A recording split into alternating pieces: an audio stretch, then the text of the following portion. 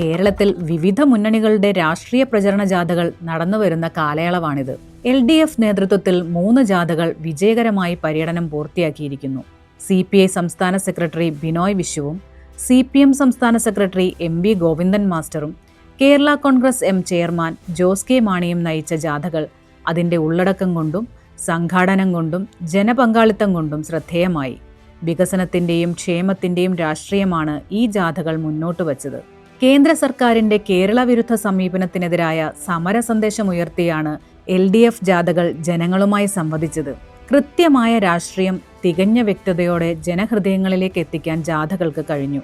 അലകടൽ പോലെ ഒഴുകിയെത്തിയ ജനസാഗരം കേരളം ഇടതുപക്ഷത്ത് തന്നെയെന്ന് ഉറപ്പിച്ചു സാക്ഷ്യപ്പെടുത്തുന്നു. 3-ാം ഊഴം LDFന് ഉറപ്പെന്ന സന്ദേശമാണ് ഈ ജാഥകൾ നൽകുന്നത്. ഈ സമയത്ത് തന്നെയാണ് കാസർഗോഡ് നിന്ന് പ്രതിപക്ഷ നേതാവ് VD സതീശൻ നയിക്കുന്ന UDF ജാഥയും പര്യടനം ആരംഭിച്ചിരിക്കുന്നത്. കാതലായ ഒരു രാഷ്ട്രീയ വിഷയവും ഉയർത്താത്ത LDF സർക്കാരിനെതിരായി അസത്യങ്ങൾ മാത്രം പ്രചരിപ്പിക്കുന്ന ഒരു ജാഥ. BJP നേതൃത്വത്തിലുള്ള കേന്ദ്ര സർക്കാരിന്റെ ജനവിരുദ്ധ കേരള വിരുദ്ധ സമീപനങ്ങളോട് തീർത്തും മൗനം പാലിക്കുന്ന ജാഥ. കേന്ദ്ര സർക്കാരിന്റെ തൊഴിലാളി വിരുദ്ധ നിലപാടുകൾക്കെതിരായി രാജ്യത്താകെ നടന്ന പൊതുപണിമുടക്കിനെ തള്ളിപ്പറഞ്ഞുകൊണ്ട് ജാഥയുടെ രാഷ്ട്രീയം സതീശൻ കൃത്യമായി വെളിപ്പെടുത്തുകയും ചെയ്തു. പണിമുടക്ക് ദിവസവും ജാഥ മാറ്റിവെക്കാൻ തയ്യാറാകാത്ത പ്രതിപക്ഷ നേതാവ് പണിമുടക്ക് കാലഹരണപ്പെട്ട സമരമുറയാണെന്ന അങ്ങേയറ്റം അപകടകരവും അരാഷ്ട്രീയവുമായ പ്രഖ്യാപനം കൂടി നടത്തുകയുണ്ടായി. തൊഴിലാളി വിരുദ്ധ ലേബർ കോഡ് പിൻവലിക്കണമെന്നും തൊഴിലുറപ്പ് പദ്ധതിയെ തകർക്കരുതെന്നും കർഷകദ്രോഹ നയങ്ങൾ തിരുത്തണമെന്നും തുടങ്ങി രാജ്യത്തെ കോർപ്പറേറ്റുകൾക്ക് തീറെഴുതുന്ന BJP സർക്കാരിന്റെ നയങ്ങൾക്കെതിരായി രാജ്യത്തെ ജനങ്ങളുടെ ജീവിക്കാനുള്ള അവകാശം സംരക്ഷിക്കാനായി നടത്തിയ പ്രക്ഷോഭത്തെ തള്ളിപ്പറഞ്ഞ് സതീശൻ BJP നയങ്ങളോടുള്ള തന്റെ വിധേയത്വം തെളിയിച്ചു. പാർലമെന്റിന് മുന്നിൽ കോൺഗ്രസ് അധ്യക്ഷൻ മല്ലികാർജുൻ ഖാർഗെ പണിമുടക്കിന് പിന്തുണ പ്രഖ്യാപിച്ച് ധർണ നടത്തുന്ന സമയത്ത് തന്നെയാണ് പണിമുടക്കിനെ തള്ളിപ്പറഞ്ഞ് സതീശൻ രംഗത്ത് വന്നത്. BJPയോടും അതിന്റെ തൊഴിലാളി വിരുദ്ധ നയങ്ങളോടും കേരളത്തിലെ കോൺഗ്രസിനും പ്രതിപക്ഷ നേതാവിനുമുള്ള കൂറാണ് മറ നീക്കി പുറത്തുവരുന്നത്. സ്വന്തം പാർട്ടിയും തൊഴിലാളി സംഘടനയും പിന്തുണച്ച സമരത്തെ തള്ളിപ്പറയാൻ കേരളത്തിലെ കോൺഗ്രസ് നേതൃത്വത്തിന് കഴിയുന്നത് എങ്ങനെയാണ്? സതീശന്റെ ജാഥയ്ക്ക് പിന്നെയുമുണ്ട് പ്രത്യേകതകൾ. ജാഥ കോഴിക്കോട് ജില്ലയിലെത്തുമ്പോൾ അത് പിടിവലി യാത്രയായി മാറി. പ്രസംഗിക്കാൻ ക്ഷണിക്കാത്ത അധ്യക്ഷനെ കഴുത്തിന് പിടിച്ച് വേദിക്ക് പുറത്തേക്ക് തള്ളിയ MPയെ കേരളം കണ്ടു. ഇതിനിടയിൽ ഒരു മുതിർന്ന നേതാവ് താഴെ വീണതായി മാധ്യമങ്ങൾ പറയുന്നു. സ്നേഹത്തള്ള് എന്നാണ് ഈ പ്രവൃത്തിക്ക് കോൺഗ്രസ് നേതാക്കൾ നൽകിയിരിക്കുന്ന പേര്.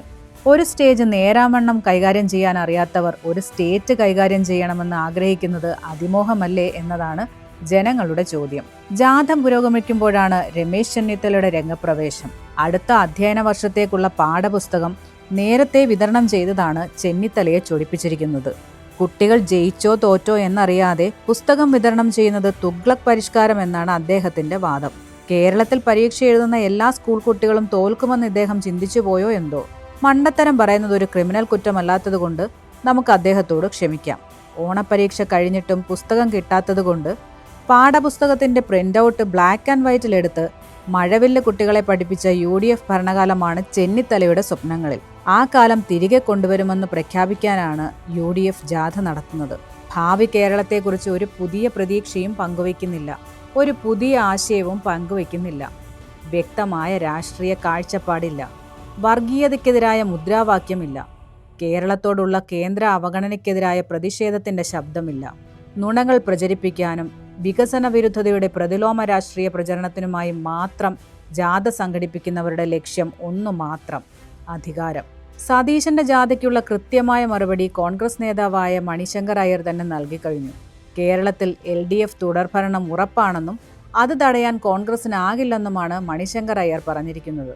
അധികാര വികേന്ദ്രീകരണം സംബന്ധിച്ച ഗാന്ധിജിയുടെ ദർശനങ്ങൾ യാഥാർത്ഥ്യമാക്കിയ ഏക സംസ്ഥാനം കേരളമാണെന്നും അദ്ദേഹം പറയുന്നു. സതീശനും കൂട്ടരും ഉയർത്തുന്ന അവകാശവാദങ്ങളും കള്ളപ്രചാരവേലകളും കോൺഗ്രസ് നേതാക്കൾ പോലും അംഗീകരിക്കുന്നില്ല. ഈ നാടിനെ പുറകോട്ട് നടത്തുന്ന ഈ ജനവിരുദ്ധ രാഷ്ട്രീയത്തെ കേരളം തള്ളിക്കളയുക തന്നെ ചെയ്യും.